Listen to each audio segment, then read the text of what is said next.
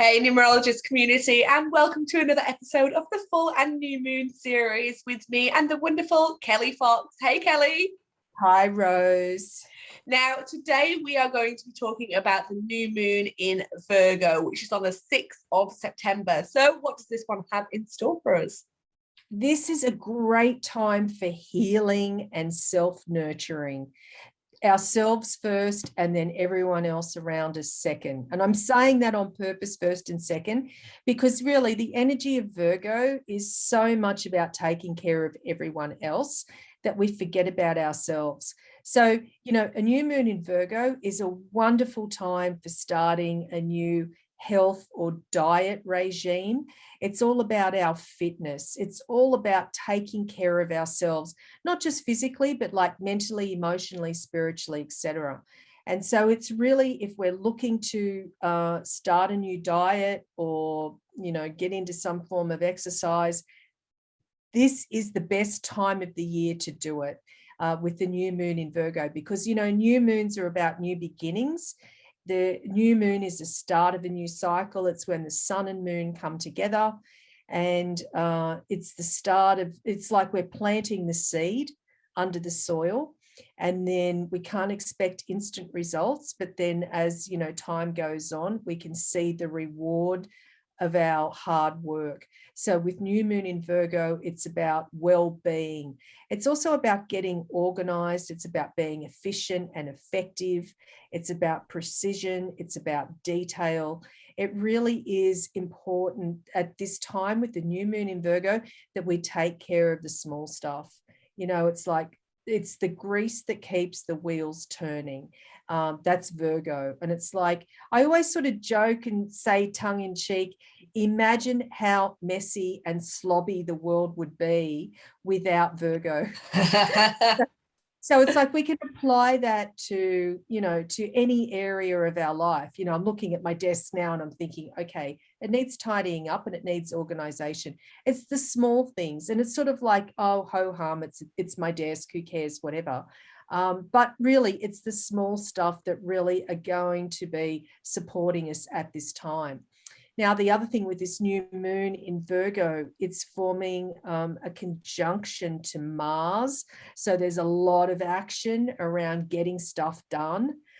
So that gives us a turbo boost with these things that we've sort of been putting aside. I think of Virgo as not just getting organized, but it's like the efficiency and the organization and the filing and, even putting things in not just alphabetical order, but maybe chronological alphabetical order. It's like, who has time to think about that? So this is the time to sort of do that. So Mars gives us this booster at this time. So this is fantastic news because it's more than just a regular old new moon in Virgo. It's a super boosted, get it done new moon in Virgo. And then it's also forming a trine to unpredictable Uranus. So what that means is Uranus is planet of the unexpected, and it's sort of like anything goes. And so this is a time where, if we put that little bit of elbow grease into getting the stuff done that we sort of put aside because who cares, it's just the small stuff, it doesn't make a big difference, then there might be some pleasant rewards or unexpected rewards that come with the effort that we put in now when we pay attention to the details. And just to go through real quick what it would mean for each of the zodiac signs, so I'll group them together, I think is probably the best way to do it. So first of all, if you're an earth sign, and that's Taurus, Virgo, Capricorn, this is incredible news for you because, this is, the connection here is stability. There's a methodology that you can put into place that will really last you for the long term. It's about having realistic goals as well with this new moon in Virgo. Sometimes we think, oh, I wish I had, a Lamborghini, one day, but, for most of us, that's not a realistic goal. It's just a desire or a nice to have. Whereas, at this time, particularly for the earth signs, Taurus, Virgo, Capricorn, it's very much about having realistic goals. that are attainable, that we can actually work towards. And that's for all of us, but especially for the earth signs. And then the fire signs, Aries, Leo, Sagittarius, slow down a bit and pay attention to the details, because the earth signs, if you think about the earth element, are always on the go, spontaneous, always moving on to the next thing. And so now with this earth energy, it's very much about slowing down, being more mindful, and really thinking through what it is that we're aiming for and going for at this time.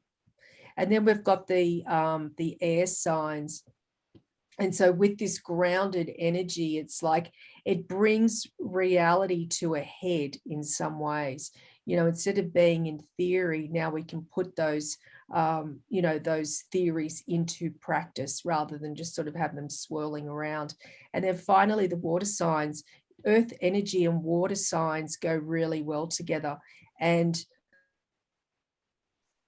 the water signs, and I'll go through I forgot to say the air signs are Gemini, Libra, and Aquarius.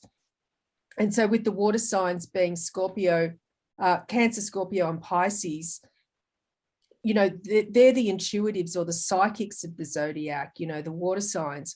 And so there's a lot of intuition and a lot of you don't really know how you put the pieces together when you're a water sign, but everything just sort of flows together. Now with this new moon in Virgo, it's very much about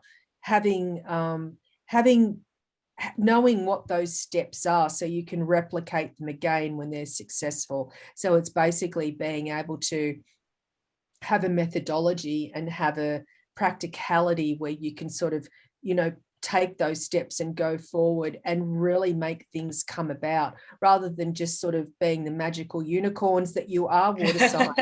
It's, it's very much about you've got 2 feet on the ground right now and you're putting one foot in front of the other and you're just sort of manifesting as you go. So it's a really powerful time for the water signs. As a water sign, that makes me very excited for this new moon, because I feel like recently, that flowing together is all well and good. So, sometimes you do need that practical, okay, let's just get this done. Small steps. So yeah, I'm super excited. To our viewers and our listeners, comment below what sign you are. I'd be really interested to hear sort of what sign you are, and then we can sort of see what you thought of this new moon as well. So comment below. All right, Kelli, well, thank you once again.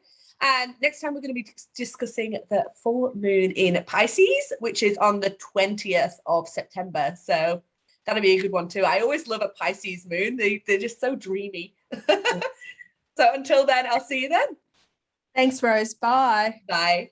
Thank you so much for watching this video. Make sure you subscribe to the channel for more readings and forecasts every single week. Head to the description now for your free numerology reading and to view our latest blogs.